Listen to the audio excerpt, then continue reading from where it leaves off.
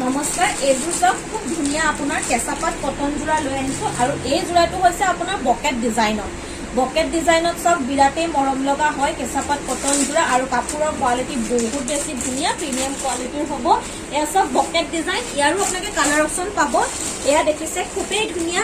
পাৰীটো কিন্তু ফিক্স হয় যদিও আপোনাৰ চাওক ছটা পাৰী অলৰেডি দিয়া আছে।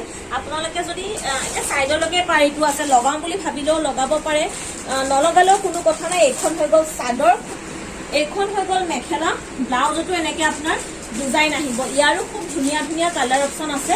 কালাৰ কেইটা মই আপোনালোকক দেখাই দিম।